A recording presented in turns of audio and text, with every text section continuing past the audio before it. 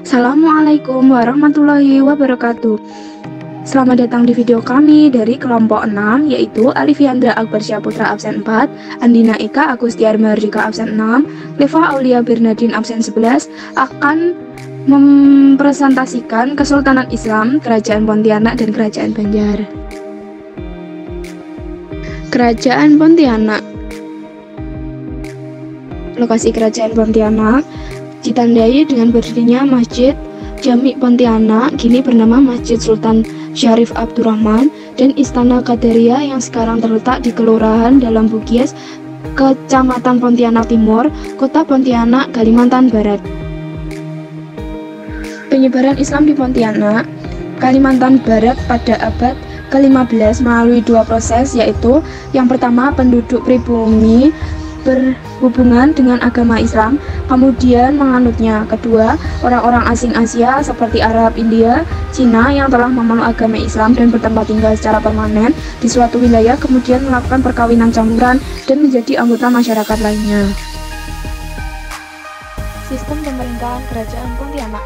Setelah Kesultanan Qadariyah berakhir, sistem pemerintahan kesultanan secara otomatis berubah menjadi sistem pemerintahan Kota Pontianak. Kesultanan Qadariyah dipimpin oleh 8 sultan, yaitu sejak tahun 1771 hingga tahun 1950 sebagaimana berikut ini: Sultan Syarif Abdurrahman Al-Qadri, Sultan Syarif Qasim Al-Qadri, Sultan Syarif Utsman Al-Qadri, Sultan Syarif Samit Al-Qadri, Sultan Syarif Yusuf Al-Qadri, Sultan Syarif Muhammad Al-Qadri, Sultan Syarif Toha Al-Qadri, Sultan Syarif Samit Al-Qadri.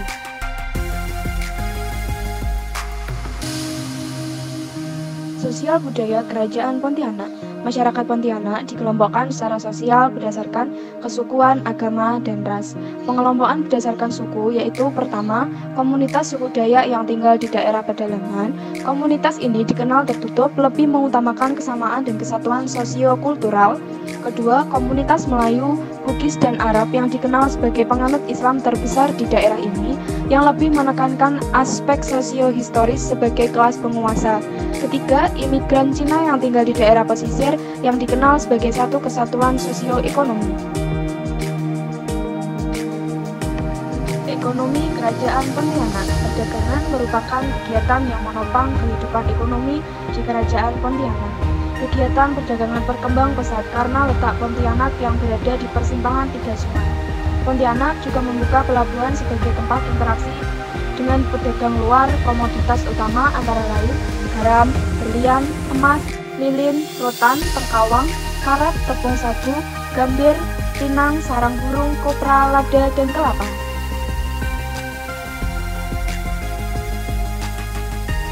Akhir Kerajaan Pontianak.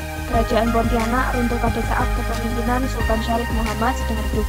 Pada saat itu, bala tentara Kekaisaran Jepang yang datang ke Pontianak sekitar tahun 1942 bersekutu dengan Belanda dan menghancurkan kerajaan. Penghancuran dilakukan melalui serangkaian penangkapan yang terjadi antara September 1943 hingga awal 1944.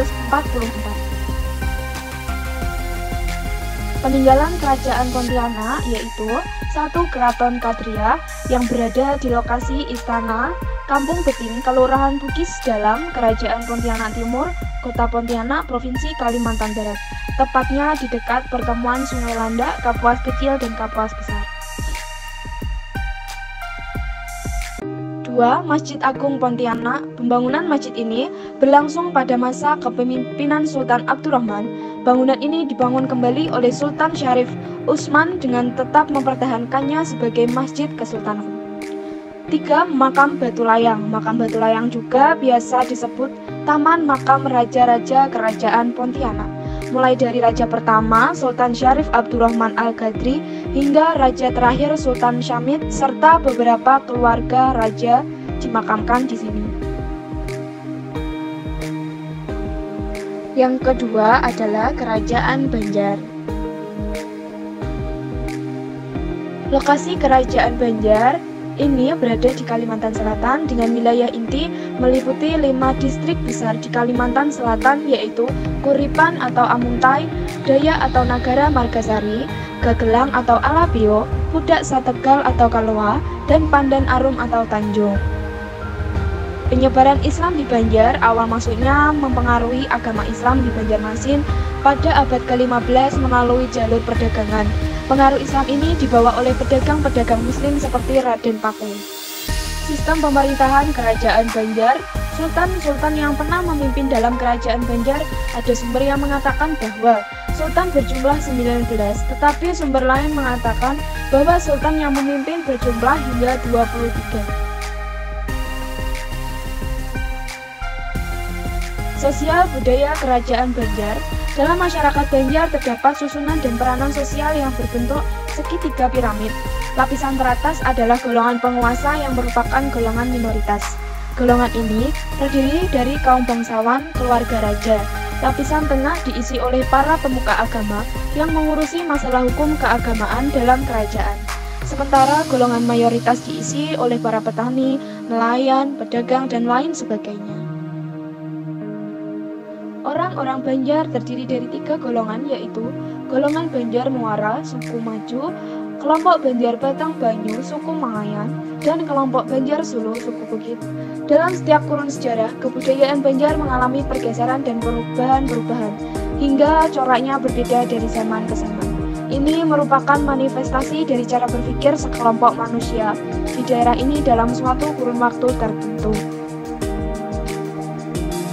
Ekonomi Kerajaan Banjar. Perkembangan perekonomian di Kalimantan Selatan mengalami kemajuan yang pesat pada abad 16 sampai abad 17.